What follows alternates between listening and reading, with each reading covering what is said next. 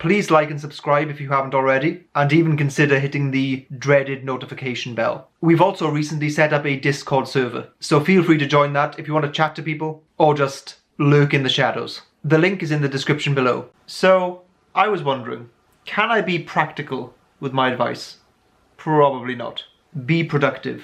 Anyone who is individualistic and creative should produce things. By which I mean, take something from an idea to a reality, from the abstract to the concrete, to manifest an individual vision in the world. INFP's minds can be weird as fuck, filled with wonders, but sometimes overfilled. Producing or creating something is like decluttering the chaos up there. You can kind of channel it into something and be done with it, be exercised of it. INFPs hold so much back and focus so much intensity inward that it can basically become unhealthy. There needs to be a release at some point. Being inwardly focused and introspective is not a weakness, it's a strength. But as is always the case, a strength becomes a weakness when it's overused, because it creates an imbalance. Being inwardly focused when it's taken to an extreme can be kind of like repression, or at least come at the expense of expression. INFPs often feel misunderstood, but it's funny how often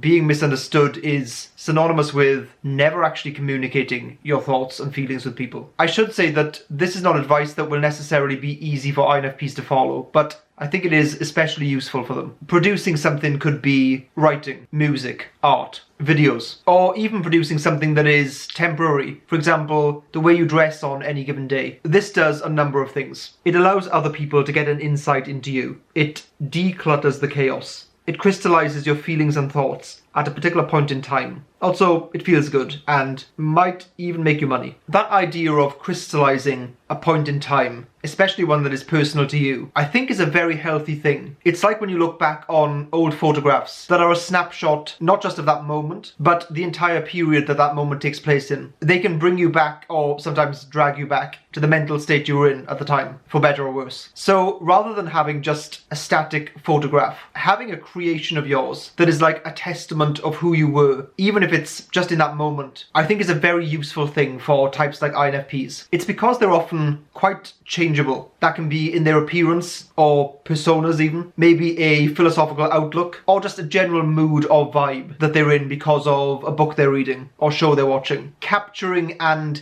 distilling those moments, I think, is a good move. It reminds me of a documentary that I watched about Jeff Buckley, where he's talking about the arduous process for him of making the album. He said that he found it extremely difficult to pick one version of the song that would be on the album forever, that he couldn't go back and change or edit. Now, that is a notion that I think INFPs might relate to, but however difficult it might be to make a final decision on a piece of art or a product, just bear in mind, if he hadn't made that album, one of the greatest albums, in my opinion, in history would have been lost. So feel free to take this as a subtle push to rekindle any projects you might have abandoned. Carve out freedom. Life is a game of payoffs and opportunity costs, where we're kind of plagued with the question of, what else could I be doing right now? What is the cost of my current action? If you work a full-time job, it comes at the expense of time and energy when you want to do other things. And of course, if you don't have a regular job, you don't have enough money to sustain yourself or advance yourself in certain areas. It's very important to remember that personality types are best used when they are generalized archetypes, ones that provide you with a useful guideline for your strengths and weaknesses. So sweeping statements, and especially advice, is something that applies as much to you as a person as it does to your personality type. So there's my disclaimer before everyone quits their job. I think that certain people and personalities should lean towards freedom and a flexible lifestyle as much as possible. In practice, that might mean going for a part-time job instead of a full-time job. It's important to not be naive to the fact that there will be a great cost to that. But at the same time, it's equally naive to assume that the 9-to-5 work life doesn't also come with great costs, because it definitely does. Ultimately, I think that having a lifestyle that is as unrestricted as possible is healthy for INFPs. Unrestricted is not the same as unstructured. I think structure is good. In fact, I would say that it is one of the few benefits of conventional jobs. not fitting in. So this is more like a mindset to adopt rather than practical advice. Everyone experiences not fitting in at some point, but for INFPs, it can kind of feel like a perpetual state of being. Most areas in life you'll find yourself in are quite standardized and systematic, which doesn't naturally suit INFPs very well most of the time. When you feel out of place in a situation, it gives you a fascinating vantage point on people. A lot of INFP writers seem to be observers of humanity, almost like they're not engaged in it themselves. So my parting preachy advice for INFPs would be to see your misfit status as an opportunity or even a blessing. When you are immersed in something, in a bubble, in an echo chamber, you are trapped in a frame of reference that you can't transcend. When you're on the outside, you can see things clearly. That is a gift in many ways. It gives you a level of clarity and objectivity, which ironically means that you can better decide what your subjective opinions are on the situation. So get shit done, carve out as much freedom as possible, and see the benefits in being